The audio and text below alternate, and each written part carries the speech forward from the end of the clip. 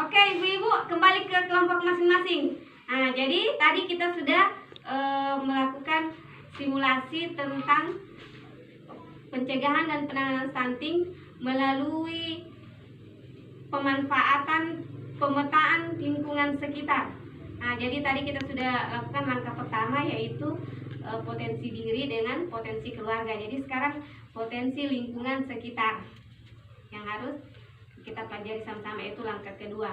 Nah, jadi langkah kedua tetap dibagi sesuai kelompoknya yang tadi, itu 3 kelompok, 1, 2, 3. Nah, jadi tugasnya sekarang yaitu mencatat jenis sumber daya lingkungan yang ada, yaitu yang pertama, tugas pertama kelompok 1 sumber daya alam, kelompok 2 sumber daya manusia, kelompok 3 sumber daya sosial.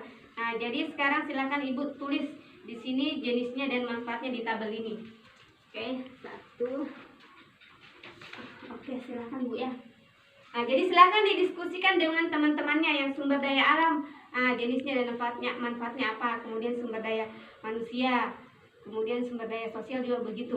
Jadi saya kasih waktu 5 menit Bu ya. Ya. Oke, set.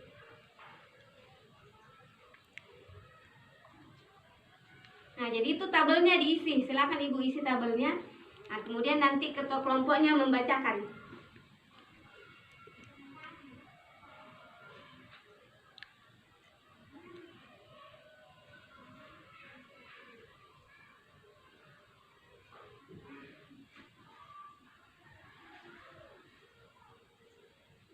Oke, sudah selesai Bu? Sudah, oke, silakan. Nah, jadi sekarang kelompok 1 ketua kelompoknya siapa? Kelompok 2 siapa kelompok? Ketua kelompoknya silakan bacakan hasil diskusinya.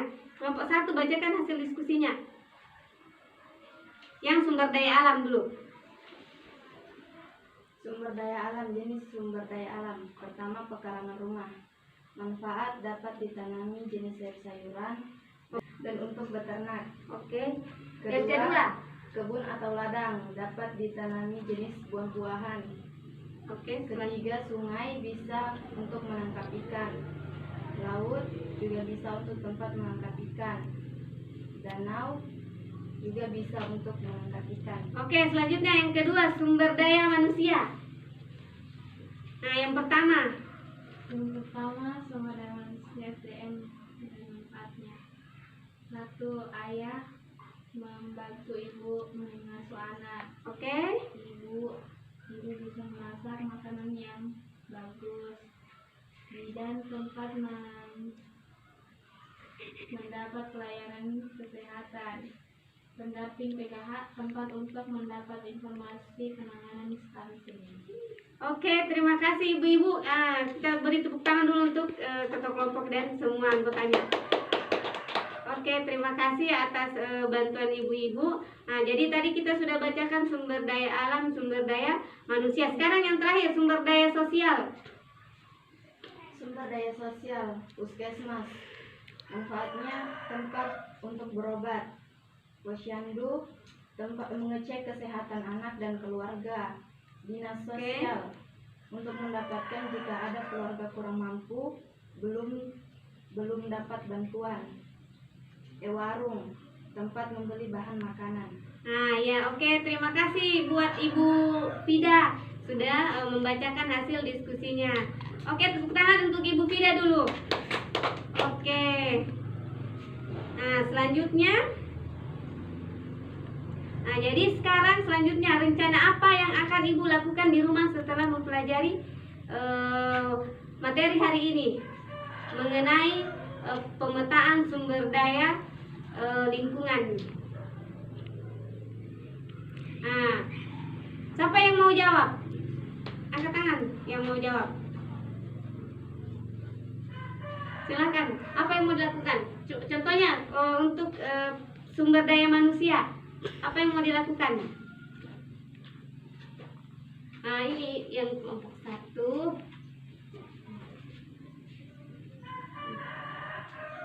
Oke. Nah, jadi kelompok 1 bisa melakukan, atau ibu-ibu setelah pulang bisa melakukan contohnya seperti pemanfaatan lingkungan sekitar, yaitu pekarangan rumah, bisa ditanami sayur-sayuran, atau untuk beternak Nah, kalau masih ada lahan kosong di sekitar rumah itu bisa dimanfaatkan.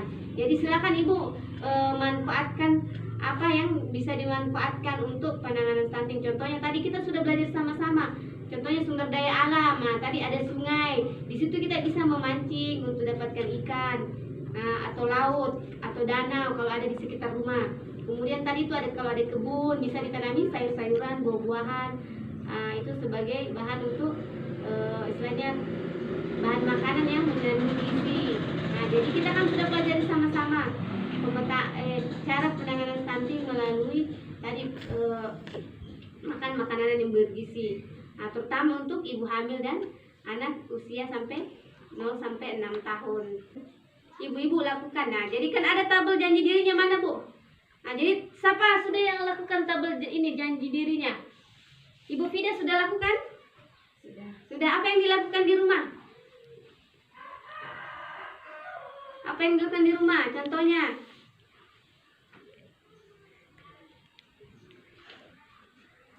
Paus Olin. Oke, Bu. Jadi tabel janji dirinya mana, Bu? Sini silakan dikumpul, saya cek tabel janji dirinya. Nah, jadi kemarin Ibu sudah tulis ini, berarti saya mau tanya siapa yang sudah lakukan janji ini sesuai di tabel janji diri. Yang pertama, Ibu Fida sudah melakukan cuci tangan pakai sabun sebelum dan sesudah makan? Sudah. Alhamdulillah. Nah, buang airnya masih di sungai atau di mana? WC umum. Alhamdulillah. Yang ketiga, anaknya diantar ke posyandu tiap bulan? Sudah, alhamdulillah. Jadi jangan lagi malas-malas, Bu, ya, ke posyandu tiap bulan. Oke, selanjutnya Ibu Akra, tabel janji dirinya ke puskesmas tiap bulan. Bulan kemarin ke puskesmas, Bu? Iya. Oke. Nah, cuci tangan pakai sabun sebelum dan sesudah makan. Bagaimana, Bu? Jarang. Jarang. Kenapa, Bu? Tidak ada tempat cuci tangan. Oh, belum ada, enggak apa-apa. Nanti ada tidak di rumahnya Ibu ember bekas?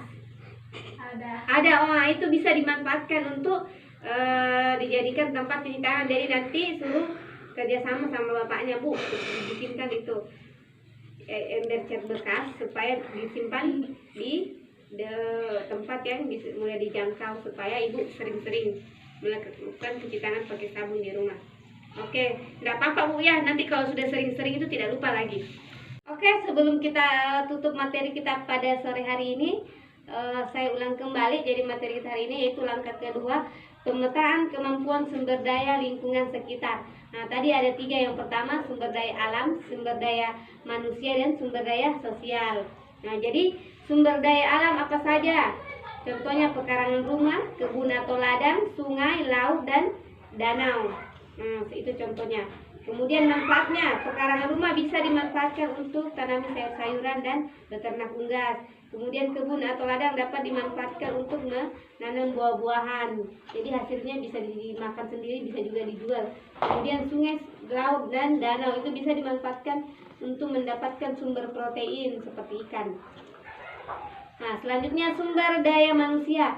Sumber daya manusia contohnya ibu, ayah, bidan, dan pendamping PKH. Jadi ibu apa manfaatnya? Yaitu dia bisa memasak makanan yang sehat, sayur-sayuran, menyiapkan, kemudian mengasuh anak, memberikan stimulasi pada anak. Ayah membantu ibu dalam mengasuh anak, kemudian atau menanam sayur-sayuran atau membantu ibu menanam sayur-sayuran dan buah-buahan di ladang. Kemudian bidan itu sebagai tempat untuk mendapatkan pelayanan kesehatan, bisa bertanya atau diskusi ke bidan. Nah, kemudian pendamping PKH, ibu bisa bertanya ke kami. Contohnya pendamping PKH yaitu untuk mendapatkan informasi bagaimana cara menangani stunting, apa saja yang bisa dilakukan, atau contohnya bertanya apa saja mengenai masalah sosial yang ada. Selanjutnya sumber daya sosial, ya. Jadi sumber daya sosial ada beberapa. Yang pertama, puskesmas, posyandu, dinas sosial atau ewarung dan ewarung. Nah, jadi puskesmas itu ibu bisa di sana mendapatkan pelayanan kesehatan, bisa konsultasi juga mengenai kesehatan anak dan keluarga.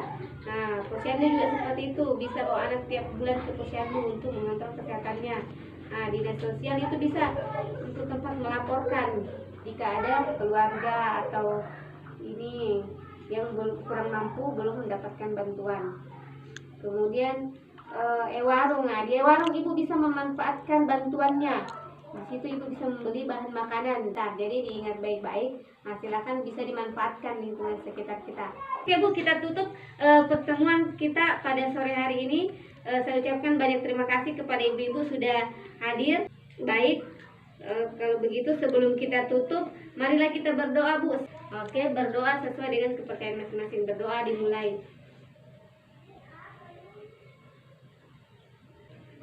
Berdoa selesai.